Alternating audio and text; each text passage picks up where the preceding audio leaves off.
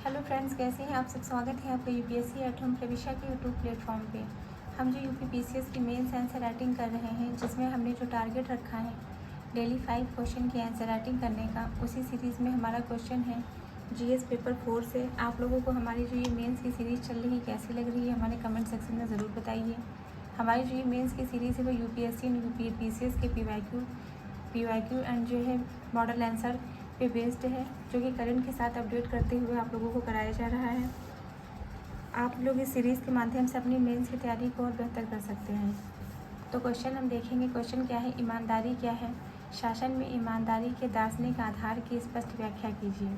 Question क्या पूछा गया है, क्वेश्चन पूछा गया है कि ईमानदारी क्या है और शासन में ईमानदारी के जो दार्शनिक आधार हैं उसकी हमें स्पष्ट व्याख्या करनी है।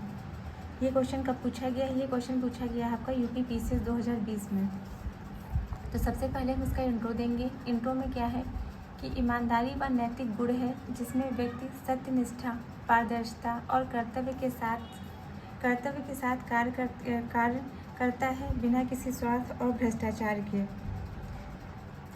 इसके अंतर्गत जो है क्या बताया गया है कि शासन में यह लोक सेवक की जनता के प्रति जवाबदेही और नैतिक आचरण को दर्शाती है। जो ईमानदारी है वो किस पर आधारित होती है, वह सत्यनिष्ठा, पारदर्शिता और कर्तव्य निष्ठा पर आधारित होती है, और यह शासन में जनता के प्रति जवाबदेही और नैतिक आचरण को दर्शाती है। तो ये हमारा इंट्रो कंप्लीट होता है। अब क्वेश्चन की जो मेन बॉडी का पार्ट है उसको हम देखेंगे कि शासन में ईमानदारी के दार्शनिक आधार क्या क्या हैं, मतलब कौन कौन से ऐसे स्तंभ हैं जिसके आधार पर शासन में ईमानदारी देखने को मिलती है। उसके अंतर्गत जो पहला पॉइंट है वो क्या है, नैतिक दर्शन। इसको हम देखेंगे कांट के सिद्धांत के अनुसार कांट के जो है नैतिक सिद्धांत के अनुसार देखेंगे। इसमें क्या है, कर्तव्य के लिए सत्य। इसका उदाहरण हम देखेंगे भ्रष्टाचार को नकारना। मतलब इसमें बताया गया है कि कर्तव्य के लिए जो शासन में जो है ईमानदारी मतलब कैसी होनी चाहिए, वह जो है कैसी, उसका जो नैतिक दर्शन है वह कैसा होना चाहिए। वह कर्तव्य के लिए, अगर कोई कार्य कर रहे हैं तो वह जो है हमारी वो ड्यूटी है, इसके लिए होना चाहिए, ना कि जो है परिणाम के लिए, कि उस कार्य को करने के लिए हमारा जो है उस कार्य को करने के बाद क्या परिणाम निकल रहा है। तो इसमें क्या बताया गया है कि कर्तव्य के लिए जो है सत्य का पालन। इसका उदाहरण हम देख सकते हैं भ्रष्टाचार को नकारना। मतलब इसमें जो है इसमें बताया गया है कि लोक सेवक को सत्य और न्याय के लिए कार्य करना चाहिए, चाहे व्यक्तिगत, मतलब कोई भी ऐसा कार्य जो सत्य के लिए और न्याय के लिए किया गया हो, चाहे वह उससे जो है व्यक्तिगत लोक सेवक को व्यक्तिगत लाभ हो रहा हो या ना हो रहा हो, ऐसा कार्य करना चाहिए। इसका हम उदाहरण जो है देखेंगे भ्रष्टाचार को अवसर को ठुकराकर नियमों का पालन करना। फिर सेकंड क्या है, सेकंड इसके अंतर्गत है उपयोगितावाद का सिद्धांत। इसमें क्या बताया गया है, इसका जो आधार है वो जो है किस पे बेस्ड है, वह बेंथम के सिद्धांत पर बेस्ड है। इन्होंने बेंथम का क्या सिद्धांत है, अधिकतम जन कल्याण, मतलब अधिकतम लोगों का अधिकतम सुख। ईमानदारी से शासन जन कल्याण और सामाजिक विश्वास को बढ़ाता है। जब ईमानदारी से शासन करते हैं तो जनता का कल्याण होता है, और जब जनता का कल्याण होगा तो समाज के प्रति जो है विश्वास भी बढ़ता है। इसका हम उदाहरण देख सकते हैं, पारदर्शी नीति लागू करना, मतलब पारदर्शी नीति लागू करना जिससे जनता को लाभ हो। थर्ड पॉइंट क्या है, धर्म संस्कृति।